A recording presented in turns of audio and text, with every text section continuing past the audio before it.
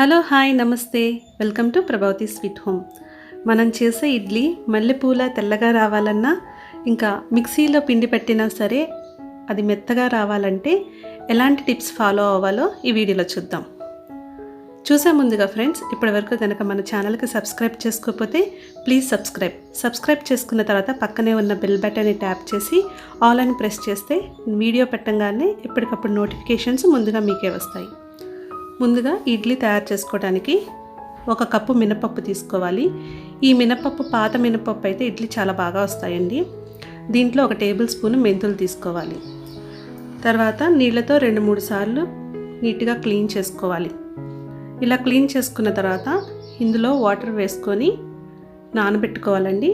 ఈ నీళ్ళు నానబెట్టుకునేటప్పుడు కూడా మినపప్పు మునిగిన తర్వాత కూడా ఇంకొంచెం ఎక్స్ట్రా వాటర్ వేసుకోవాలి. అప్పుడు మినపప్పు నాని ఉబ్బిన తర్వాత మంచిగా తయారవుతుంది. వాటర్ క్వాంటిటీ కరెక్ట్గా సరిపోతుంది. తర్వాత ఇంకొక గిన్నెలో సగ్గుబియ్యం తీసుకోవాలి. ఇది 1/2 కప్పు లేదా 2-3 టేబుల్ స్పూన్లు తీసుకుంటే సరిపోతాయి. ఇవి కూడా వాటర్తో క్లీన్ చేసుకొని కొంచెం వాటర్ వేసుకొని 1 గంట సేపు నానబెట్టుకోవాలి. తర్వాత ఇడ్లీ రవ్వ తీసుకోవాలండి. 1 కప్పు మినపప్పుకి 2 కప్పులు ఇడ్లీ రవ్వ తీసుకోవాలి. మనం తీసుకునే ఈ ఇడ్లీ రవ్వ సన్న ఇడ్లీ రవ్వ తీసుకుంటే ఇడ్లీ అనేది చాలా సాఫ్ట్గా వస్తుంది. ఈ ఇడ్లీ రవ్వలో నీళ్లు పోసుకొని అరగంట సేపు నానబెట్టుకోవాలండి. ఇడ్లీ రవ్వని ఎక్కువసేపు నానబెట్టకూడదండి, అరగంట సేపు అయితే సరిపోతుంది. ఇడ్లీ రవ్వ తెల్లగా రావాలి అంటే కడిగినప్పుడు దీంట్లో 1 టేబుల్ స్పూను కళ్ళుప్పు వేయండి. కళ్ళుప్పు వేసి మొత్తం కలిపి నానబెట్టుకుంటే కడిగినప్పుడు ఇడ్లీ రవ్వ తెల్లగా వస్తుంది. తర్వాత మనం నానబెట్టుకున్న మినపప్పు ఉంది కదా, ఆ మినపప్పు 3 గంటల తర్వాత రెడీ అవుతుంది. 3 లేదా 4 గంటల తర్వాత అప్పుడు ఆ వాటర్ అంతా తీసేసి మినపప్పుని మిక్సీ జార్లో వేసుకోవాలి. అలాగే గంట సేపు నానబెట్టుకున్న సగ్గు బియ్యం కూడా అందులో వేసుకొని మనం మిక్సీ పట్టుకోవాలి. ఇలా మిక్సీ పట్టుకున్న తర్వాత ఒకసారి వాటర్ ఏమీ యాడ్ చేయకుండా మిక్సీ పట్టుకోవాలండి. తర్వాత ఇందులో వాటర్ యాడ్ చేసుకోవాలి. మనకి మిక్సీలో పట్టినా సరే పిండి మెత్తగా రావాలంటే చల్లని నీళ్ళు, అంటే ఫ్రిడ్జ్లో పెట్టిన చల్లని నీళ్ళు యాడ్ చేసుకుంటే ఆ పిండి చాలా మెత్తగా వస్తుంది. మిక్సీలో పట్టేటప్పుడు వేడి జనరేట్ అవుతుంది కదా, ఆ వేడిని సమతుల్యం చేయడానికి మనం కూల్ వాటర్ యాడ్ చేస్తున్నాము. ఇక్కడ చూపించినట్లు ఇలా సాఫ్ట్గా మనం మిక్సీ పట్టుకోవాలి పిండిని.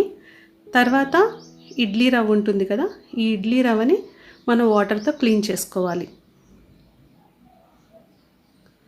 ఇడ్లీ రవ్వని క్లీన్ చేసేటప్పుడు కూడా మనం ఇలాగ చేత్తో అంతా కలిపి ఇడ్లీ రవ్వని నలిపి 2 నిమిషాలు అలా వదిలేస్తే ఇడ్లీ రవ్వ అడుగు చేరుతుంది. దాంట్లో ఏమన్నా మలినాలు ఉంటే అవి పైకి తేలుతాయి. అప్పుడు మనం నిదానంగా పైనున్న వాటర్ వరకు వంపేసుకోవాలి. ఇలాగా 2-3 సార్లు నీట్గా క్లీన్ చేసుకోవాలి. అప్పుడు ఇడ్లీ రవ్వ చాలా తెల్లగా వస్తుందండి. ఈ టిప్ ఫాలో అయ్యి చూడండి. తర్వాత ఇడ్లీ రవ్వని వడపోసుకోవాలంటే కూడా మనం ఇడ్లీ రవ్వని చాలా గట్టిగా వత్తాల్సి ఉంటుంది కదా, దానికోసం మీకు టిప్ చెప్తున్నాను. ఒకటి ఇలాగ హోల్స్ ఉన్న గిన్నె తీసుకొని దాని మీద ఒక సిల్క్ క్లాత్ పెట్టుకోవాలి. సిల్క్ క్లాత్ మీద మనం ఇలా ఇడ్లీ రవ్వ వేసుకొని దాని తర్వాత ఆ క్లాత్ని ట్విస్ట్ చేస్తే, అంటే మెలిపెట్టి తిప్పితే వాటర్ అంతా ఈజీగా వచ్చేస్తుంది. ఇక్కడ చూపించినట్లు చేయండి, వాటర్ మొత్తం ఈజీగా వచ్చేస్తుంది. సో ఇలా చేయటం వల్ల ఇడ్లీ రవ్వలో ఉన్న వాటర్ అంతా ఈజీగా తీసేస్తాము. ఇడ్లీ రవ్వ కూడా గట్టిగా వస్తుంది. తర్వాత మొత్తం వాటర్ అంతా ఇలా తీసేసిన తర్వాత క్లాత్లో ఉన్న ఇడ్లీ రవ్వని ఒక గిన్నెలో తీసుకోవాలి. తర్వాత మనం మిక్సీ పట్టుకున్న మినపప్పులో ఈ ఇడ్లీ రవ్వ వేసుకొని కలుపుకోవాలి.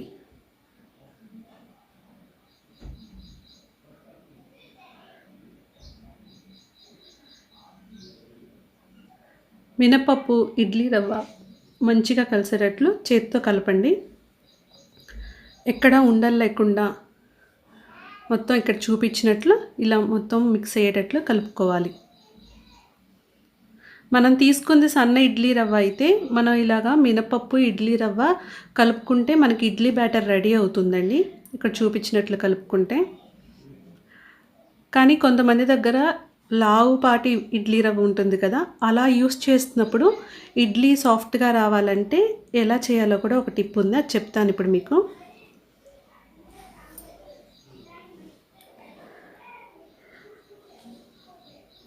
ఇలా మొత్తం మిక్స్ చేసుకుంటే సన్న ఇడ్లీ రవ్వది రెడీ అవుతుంది. లావుపాటి ఇడ్లీ రవ్వ అయితే మిక్సీ జార్ తీసుకొని ఈ పిండి అంతా మళ్ళీ మిక్సీలో వేసుకొని ఒకసారి కనుక మనం బ్లెండ్ చేసుకుంటే ఇడ్లీ బ్యాటర్ అనేది చాలా సాఫ్ట్గా వస్తుంది.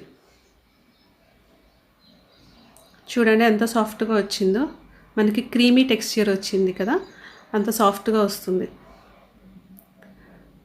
తర్వాత ఈ పేస్ట్ని అంతా మనం ఒక గిన్నెలో తీసుకొని చేత్తో బాగా మిక్స్ చేసుకోవాలండి. ఇక్కడ చూపించినట్లు కనుక కింద నుంచి పైకి ఇలాగా మిక్స్ చేసుకుంటూ ఉంటే ఇలా 2 to 3 minutes ఇలా కలుపుకుంటూ ఉంటే మనం ఫర్మెంటేషన్ చేసినప్పుడు ఇడ్లీ రవ్వ చాలా స్మూత్గా వస్తుంది. ఇలా 2 నుంచి 3 నిమిషాలు కలపండి.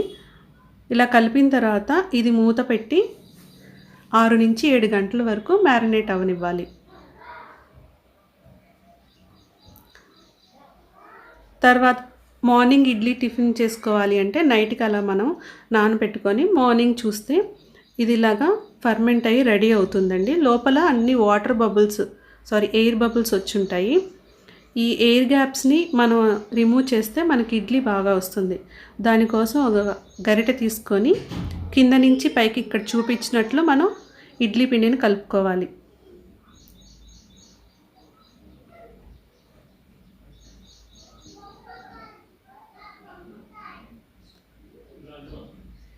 ఇలా మిక్స్ చేసుకున్న తర్వాత మనం ఎంత క్వాంటిటీ అయితే ఇడ్లీ వేసుకోవడానికి పిండి కావాలో అంతవరకు విడిగా వేరే గిన్నెలో తీసుకోవాలి.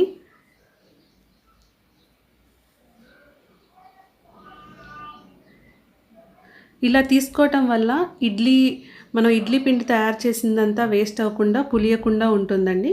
ఎంతవరకు పిండి కావాలో అంతవరకు ఒక గిన్నెలో తీసుకొని మిగిలింది మనం మూత పెట్టుకొని రిఫ్రిజిరేటర్లో స్టోర్ చేసుకుంటే ఎప్పుడు కావాలంటే అప్పుడు ఇడ్లీస్ వేసుకోవడానికి రెడీగా ఉంటుంది. తర్వాత ఈ పిండిలో దానికి తగినంత ఉప్పు వేసుకోవాలి. ఉప్పు వేసుకొని మరి ఒకసారి కలుపుకొని ఇడ్లీలు వేసుకోవాలి. ఇడ్లీ వేసుకోవడానికి ముందుగా ఇడ్లీ కుక్కర్ తీసుకొని దాంట్లో 1.5 గ్లాస్ నీళ్ళు వేసుకోవాలండి.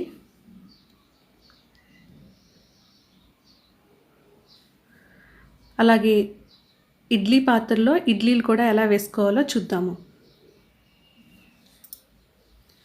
ఇడ్లీ ప్లేట్స్ తీసుకొని ఆ ఇడ్లీ ప్లేట్స్కి కొంచెం వాటర్ కానీ నెయ్యి కానీ లేదా నూనె కానీ అప్లై చేసుకోవాలి. ఇలా చేయటం వల్ల ఇడ్లీ తీసుకునేటప్పుడు మనకి ఈజీగా రిమూవ్ అవుతుంది. ప్లేట్కి ఏమీ అంటుకోకుండా చాలా సాఫ్ట్గా వస్తుందండి. నెక్స్ట్ మళ్ళీ ఇడ్లీ వేసుకోవడానికి కూడా ఈజీగా ఉంటుంది.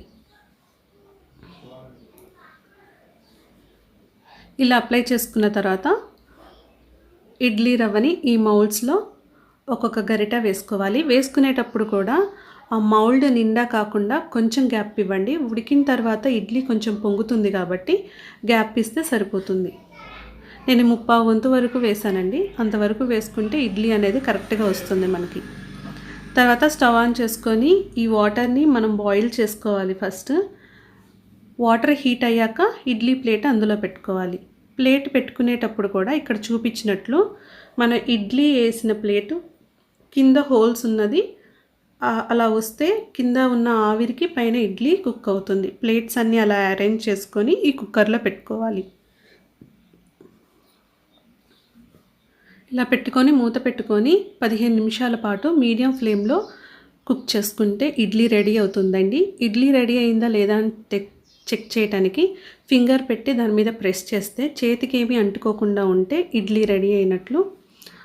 అప్పుడు స్టవ్ ఆఫ్ చేసి ఒక 5 నిమిషాల తర్వాత ఇడ్లీస్ రిమూవ్ చేసుకోవాలండి.